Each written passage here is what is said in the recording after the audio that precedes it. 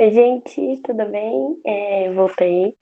Já era pra ter postado essa aula, mas eu vou explicar pra vocês o que aconteceu. Espero que vocês entendam.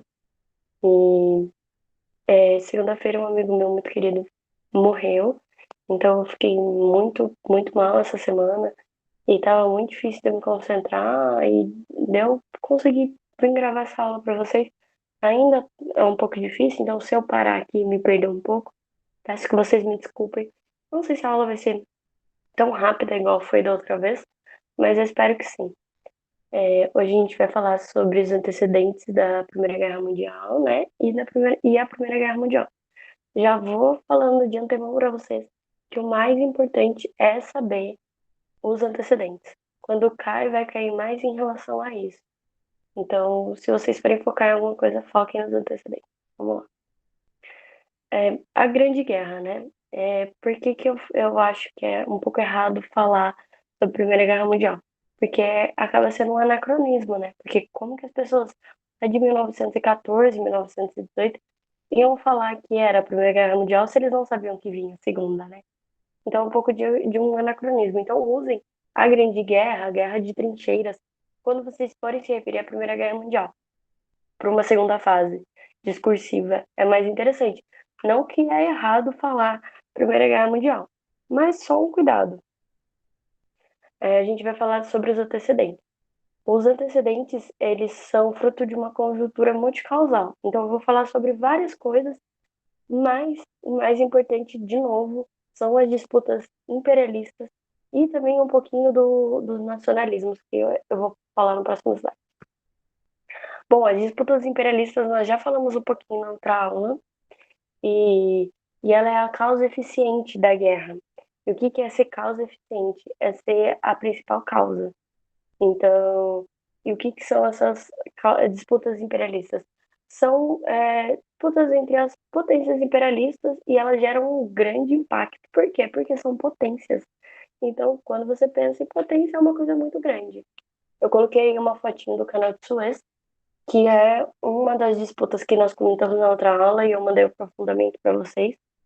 Se vocês, esqueci de dizer, se vocês tiverem qualquer dúvida sobre a outra aula, sobre essa, sobre qualquer coisa, pode me procurar, pode pedir para coordenação meu número, meu Facebook, enfim, eu estou à disposição. Se vocês me adicionarem no Facebook, me mandem uma mensagem no privado falando: Oi, eu sou seu aluno, tudo bem? Porque eu não aceito pessoas que eu falo estranho. Mas é isso, só isso. Pode me mandar uma mensagem. Eu não sei se vocês querem que eu fique repetindo os exemplos que eu já dei na outra aula, mas eu vou falar mais um pouquinho. Entre essas disputas, a gente tem a disputa pelo Marrocos, que foi entre a França e a Alemanha, a disputa pelo Canal de Suez, na verdade não era canal ainda, mas era Suez, que foi entre a Inglaterra e a França, e eles tiveram algumas disputas ferroviárias para a construção de ferrovias, algumas disputas navais também, e envolveu mais ou menos que o mundo todo ali que era mais conhecido, né? E a principal disputa vai ser também os Balcãs. Por que que eu falo que é uma disputa principal? Porque mais pra frente eu vou falar um pouquinho sobre essa região dos Balcãs para vocês. A segunda causa são as unificações tardias, porque elas acabam é, quebrando o equilíbrio que existia. Não só por isso, elas estão num atraso na corrida imperialista, então elas vão ter que correr atrás desse atraso para conseguir competir com essas grandes potências que já eram enormes. E isso gera também um certo rancorzinho, assim, sabe? Então guardem isso, porque isso vai ser importante, ainda mais quando a gente começar a falar de Hitler, ascensão do nazismo, né, ascensão do fascismo. Então guardem isso, que guardam um rancorzinho aí. Essas unificações tardias, elas aconteceram na Alemanha e na Itália. Coloquei um mapinha aí para vocês, porque achei que seria interessante. Todo mundo sabe que a Itália é uma bota, mas nem todo mundo sabe que a Alemanha é isso aí. A Alemanha é isso aí. Desculpa, alemães, mas... Outros fatores são os nacionalismos exaltados. Eles são radicais. Quando eu falo em radicais para vocês, é a questão de ser muito extremista mesmo. E quais são eles? A gente tem três principais, que é o revanchismo francês, que ele cria uma vingança em relação à Guerra Franco-Prussiana, que eu já comentei na outra aula com vocês. E o que eu falo do rancorzinho, rancorzinho serve pra isso também. Eles vão guardando, guardando, guardando, uma hora eles ficam pistola. Aí tem também o pan-germanismo, que eles queriam unificar todas as raças alemãs, alemãs não, germânicas do mundo. E na época a Alemanha era a Alemanha e a Áustria, né? As raças germânicas do mundo. Outra é o pan-eslavismo, que era uma aliança diplomática entre os povos eslavos. Aí o que que acontece? A Rússia era de povos eslavos, né? E, e então é legal você pensar nisso, que vamos ter o despontar de algo na França, algo na Alemanha e algo na Rússia. Aí outra coisa que surge são as alianças militares, que seria uma preparação para a guerra, entendeu? O pessoal começa a fazer amizade e tal. É tipo você assim, tá indo pro rolê, aí você entra lá no evento e começa a ver quem vai e começa a adicionar essas pessoas. Você tá fazendo uma amizade pra guerra, entendeu? Se você for sem seus amigos, né? Mas o que que são essas alianças? Eles tinham a coisa da paz armada, né? Que era de comprar armas, construir muros, fazer bomba, navios, tudo isso aí para se preparar para uma guerra mesmo, não existindo rumores de guerra ainda. Aí, quais são as alianças militares? Alemanha, Áustria e Itália, que formavam a Tríplice Aliança, e a outra aliança é a Inglaterra, França e Rússia, que são a Tríplice Entente. Mais para frente esse nome vai mudar e vai mudar também os integrantes ali. Mas calma lá que a gente já chega. Agora eu vou falar um pouquinho sobre a crise nos Balcãs, que foi o estopim da Primeira Guerra Mundial. Coloquei também um mapinha dos Balcãs para vocês saberem mais ou menos onde fica. E por que que os Balcãs é uma região tão importante? Era uma área de disputa já há muito e muito tempo. E era considerada a região mais tensa do mundo. Por quê? Porque ela era a região mais central da Europa. Então, qualquer coisa ali, você podia atacar qualquer pessoa, entendeu? Na Europa, claro. Então, é uma região de muito e muito tempo que era uma área de disputa. Ali tinha o Império Turco-Otomano também.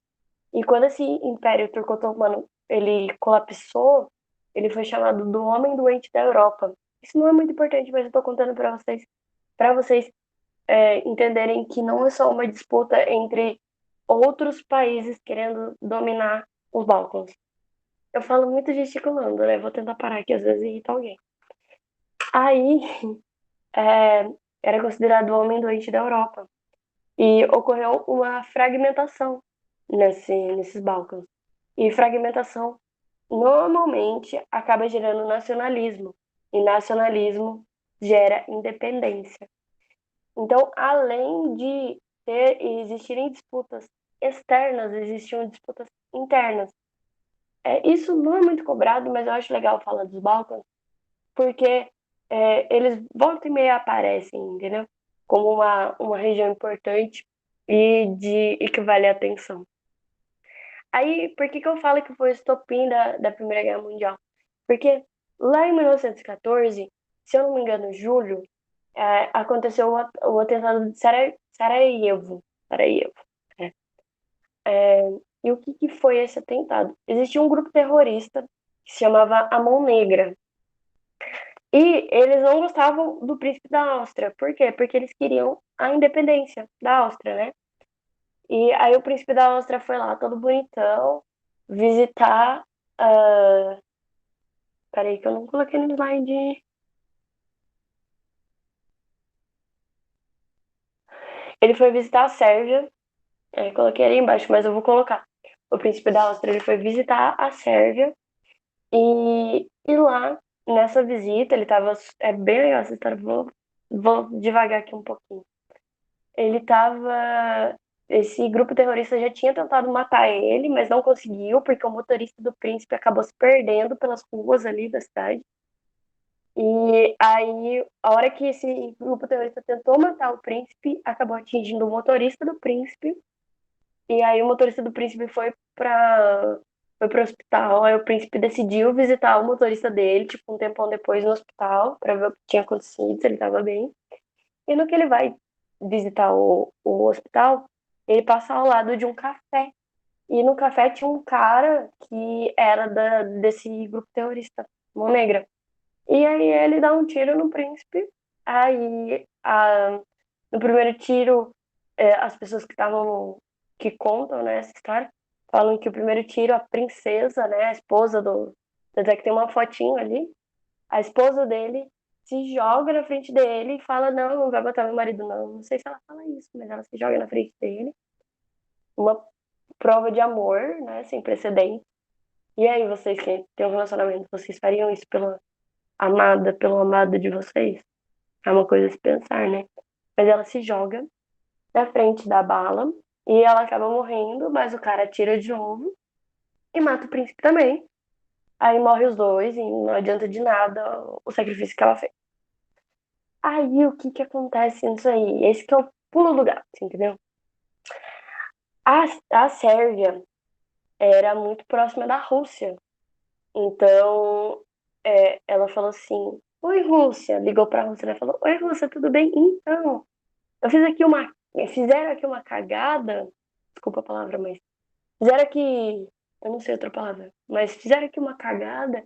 E se acontecesse uma guerra, mas suposição, se acontecer uma guerra, você entra do nosso lado para nos proteger e tal. Aí você falou assim: Não, pode pá. Eu ajudo vocês sim.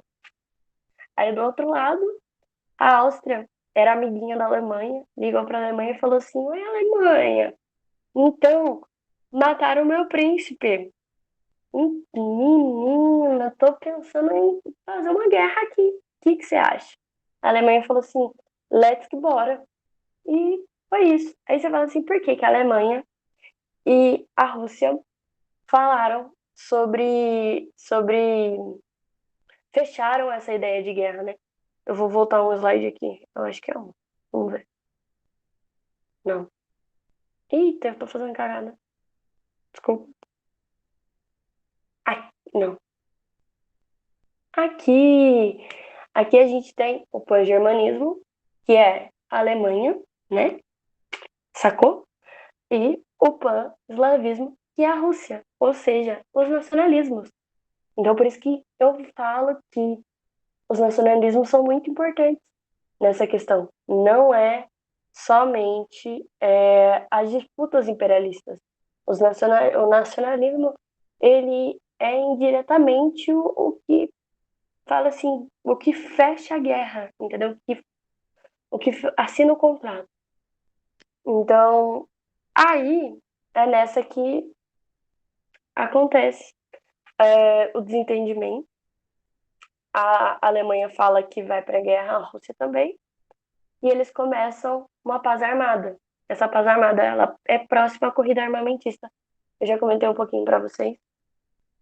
Então, eles começam a, a se fortalecer nesse quesito de armas e aí eles resolvem começar a Primeira Guerra Mundial de fato.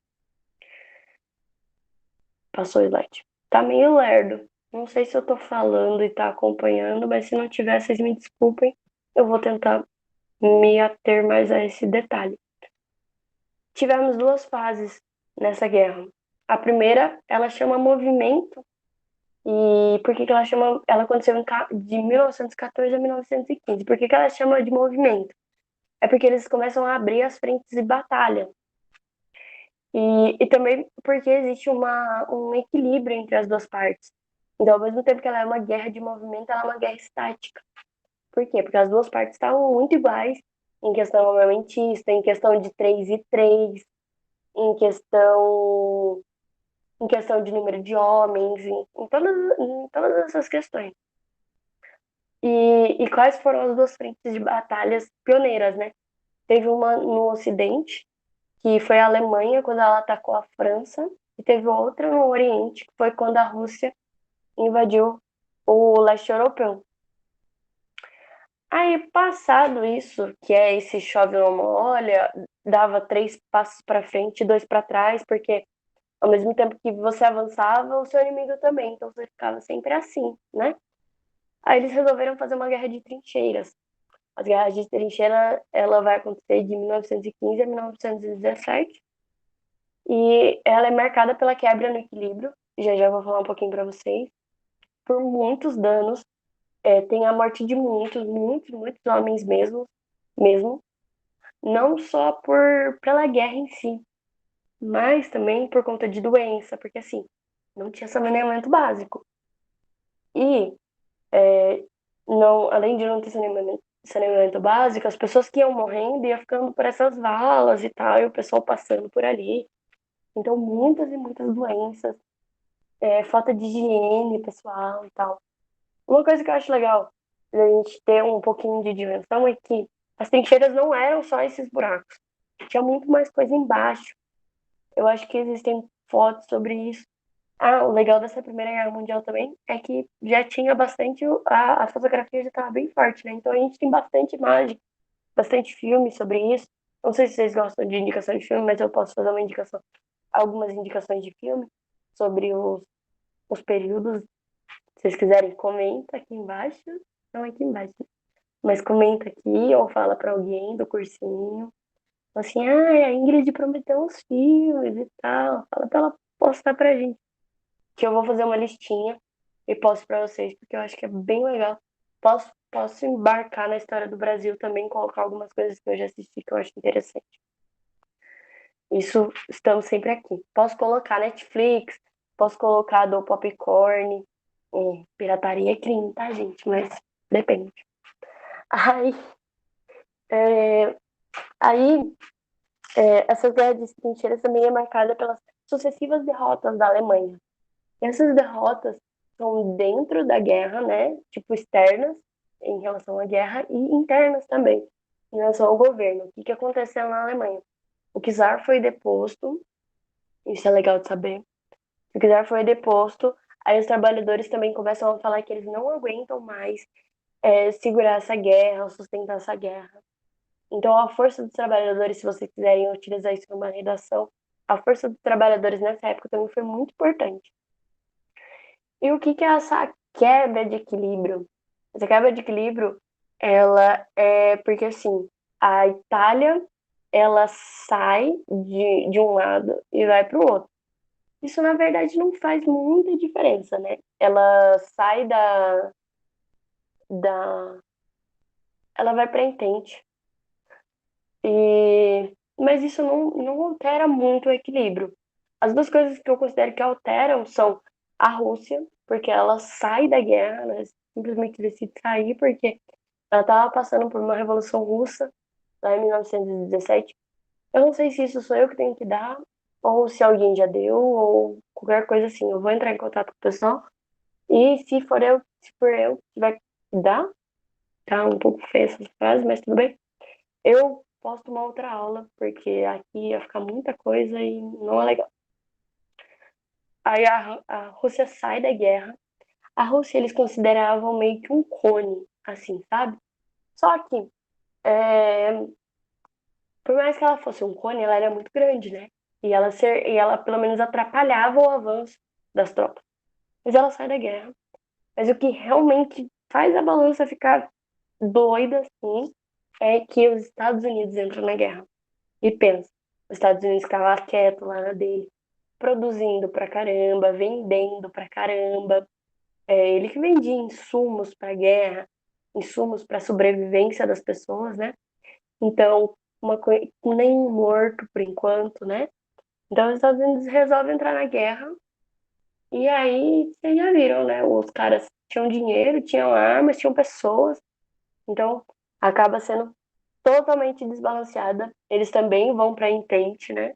Que aí já não chama mais Entente, já chama aliado.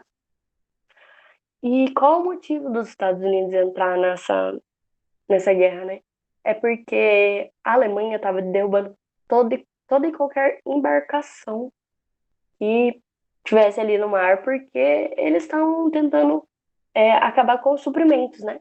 Da guerra dos outros. Então os Estados Unidos ficam pistola da vida e falam, não, você não vai derrubar minhas embarcações, não, que não sei o quê. e entra na guerra, e aí acontece que todo mundo sabe, muitas mortes, e o fim da Primeira Guerra Mundial, com os Estados Unidos entrando. E quais são as características gerais dessa guerra? É uma guerra de muitas, muitas mortes, tanto de pessoas quanto de cavalos. É interessante pensar que muitos cavalos morreram, e não só cavalos, outros animais. E quando eu falo guerra, é morte de pessoas, é de civis também. Eu não sei se vocês sabem, mas existem algumas regras para a guerra. Não é sair matando todo mundo, igual muita gente pensa. E uma dessas regras é, tipo, você não atingir civis. E a Primeira Guerra Mundial fala assim, ah, tá bom. Na verdade, eu não sei se existia nessa época. Pode ser que não exista. Mas, se existisse, eles falam, ah, tá bom. E se não existisse, passa a existir por causa da Primeira Guerra Mundial. Aí surgem novos armamentos, que é legal de pensar. Surgiram os lança-chamas, surgiram também umas metralhadoras, eles começam a utilizar gases. Então, essas máscaras que eu coloquei na foto são muito características da Primeira Guerra Mundial. Por quê? Porque eles lançam gases, né? Então, essa máscara ela não deixa entrar gases. Outro ponto interessante é a utilização de aviões e submarinos. Muita gente diz que Santos Dumont, ou Santos Dumont, né? Que se matou por causa de estarem usando a invenção dele para uma coisa tão horrenda.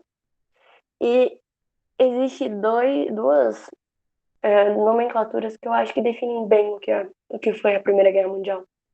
Que foi uma guerra total, que foi o que eu falei para vocês, envolveu a população civil, tanto indiretamente na produção de armas, na produção de suprimentos, quanto diretamente.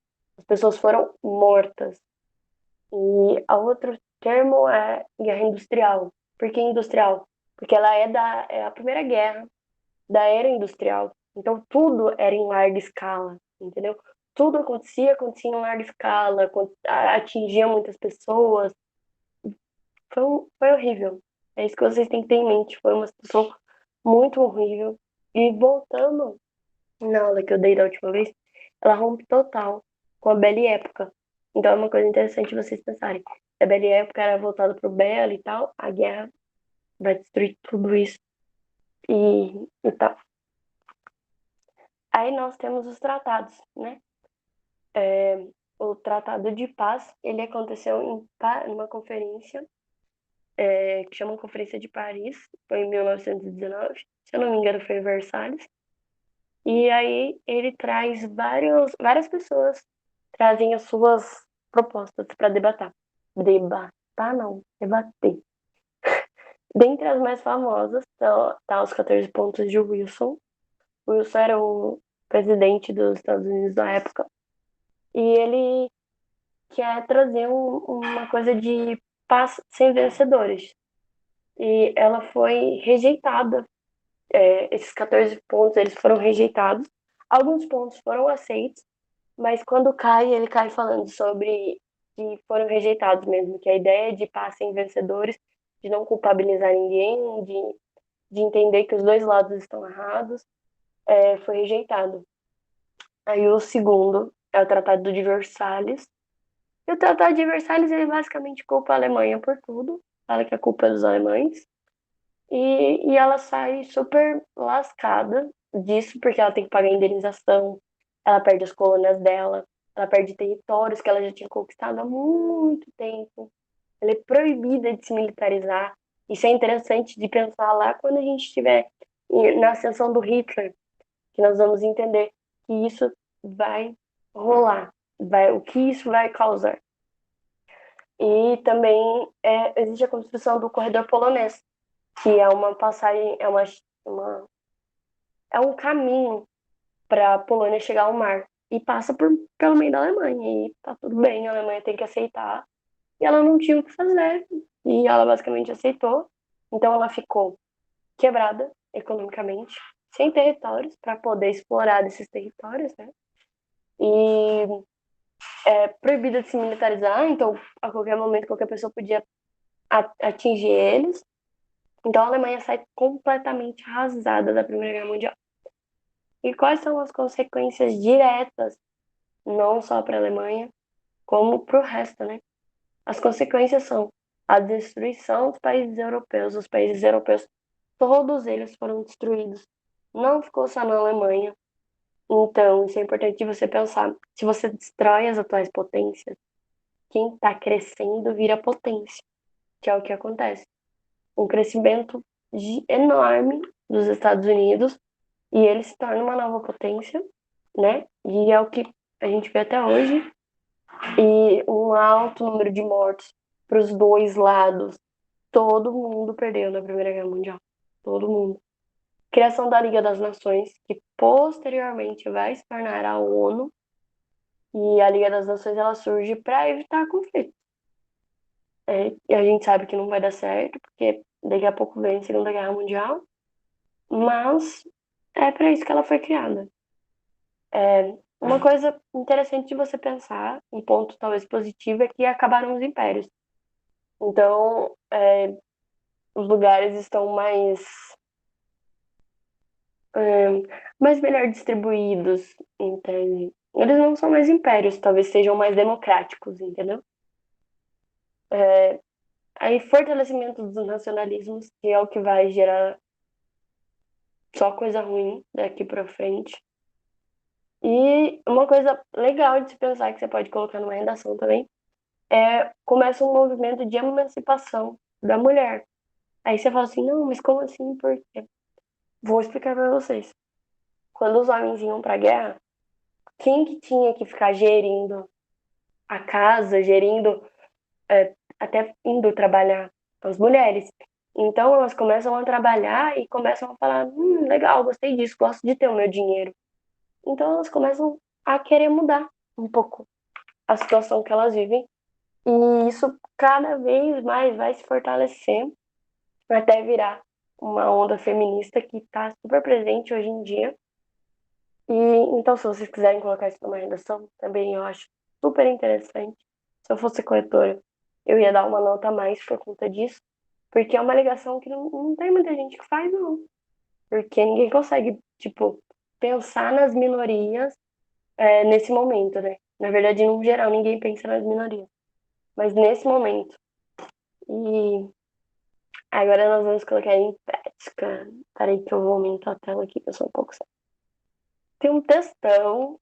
Eu trouxe uma questão só, porque não costuma cair muito Primeira Guerra Mundial, tipo, sozinha, assim, sabe? Então, eu tive um pouquinho de dificuldade de encontrar. E... Mas eu trouxe essa questão é bem legal. De novo, é, da UFRR, se eu não me engano. E é uma questão bem legal. Ele pede pra gente assinalar a única alternativa verdadeira, porque eu tô lendo o comando, porque a gente vai buscar, tipo, vai perceber que talvez não precise do texto, mas eu vou ler o texto aqui, porque eu, né, falei, coloquei aqui, eu vou ler. Em novembro de 2018, completa-se 100 anos do final da Primeira Guerra Mundial.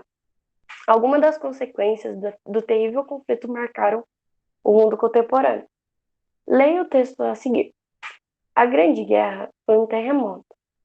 No meio do conflito, em 1917, estourou a revolução que pôs fim à monarquia dos Romanov na Rússia. Finlândia, Estônia,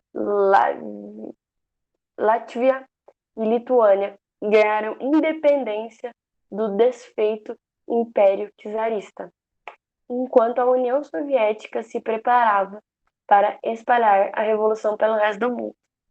Dos escombros do Império Austro-Húngaro nasceram a Iugoslávia e Tchecoslováquia, que ao longo do século XX se desmembrariam em Sérvia, Croácia, Bósnia, Kosovo, Montenegro, República Tcheca e Eslováquia. No Oriente Médio, as províncias do Império Otomano viraram butim dos vencedores. Ingleses e franceses inventaram as fronteiras da Síria, Líbano, Iraque, Palestina e Jordânia. Alguns dos conflitos que assolam o mundo até hoje foram plantados na época, como a guerra entre Israel e Palestina. Além disso, a Grande Guerra viu o surgimento de um novo poder global. Quando a guerra terminou em 1918, o século de Washington havia começado. Acho que essa questão, o enunciado, ele traz muita coisinha legal. E foi o que eu falei para vocês na outra aula. Muitas das coisas que acontecem nesse período que vai de neocolonialismo até a Segunda Guerra Mundial, até a Guerra Fria, né, na verdade, tem consequências até hoje. Então, se atentem a isso, porque provavelmente quando eles forem perguntar, eles vão querer linkar uma coisa a outra, porque a gente sabe como vestibular é. Assinale a única alternativa verdadeira. Vamos lá. Entre as grandes potências que se enfrentaram na Primeira Guerra Mundial, a Itália e o Império Otomano eram as mais industrializadas, enquanto a Inglaterra e a Alemanha encontravam-se entre as mais atrasadas economicamente. Se você lembra que a Inglaterra está vindo desde da primeira Revolução Industrial se industrializando, você já sabe que essa alternativa está errada. Aí pronto. Armas químicas, aviões, submarinos estavam entre os armamentos que foram utilizados no conflito europeu entre 1914 e 1918, sem, no entanto, ter qualquer papel relevante na época, nem ter afetado as populações civis. Eu falei para vocês que a população civil foi afetada sim. E você pensa assim, ó, os caras estão com aviões, como que não vai afetar a população civil? Não tem como você lá de cima falar, aquele cara é soldado. Pá. Não dá, né? C. Os bloqueios navais não interferiram no abastecimento dos alimentos nas grandes cidades europeias, razão pela qual não se verificaram protestos de civis ou soldados contra a guerra em nenhum dos países desenvolvidos. Isso também é mentira que eu falei para vocês, que a Alemanha estava atacando todos os navios. Então, sim, tivemos problemas com abastecimento. D. O período que aconteceu a Primeira Guerra Mundial entre 1870 e 1914, que antecedeu, desculpa, 1914, conhecido como Belle Époque, pode ser associado a um período relativamente pacífico na Europa Ocidental, um acelerado progresso técnico, industrial e científico. Mas também é uma corrida armamentista entre grandes potências imperialistas, a chamada Paz Armada. Essa alternativa está muito legal. Ela envolve a última aula, envolve essa aula. Vamos guardar ela no coração e vamos ler a última. A Primeira Guerra Mundial caracterizou somente pela tática de guerra de movimento, ao contrário da Segunda Guerra Mundial, na qual a tática predominante foi a guerra de trincheiras. Não, essa alternativa está errada, porque na Primeira Guerra Mundial tivemos tanto guerra de movimento como guerra de trincheiras. Coloquei aqui o gavetinho. E muito obrigada a todos vocês. Coloquei aqui um cachorrinho. Ele deve estar estudando. Ou cansado. Não sei. Tipo, cansei. Tiro o óculos. E bebam água.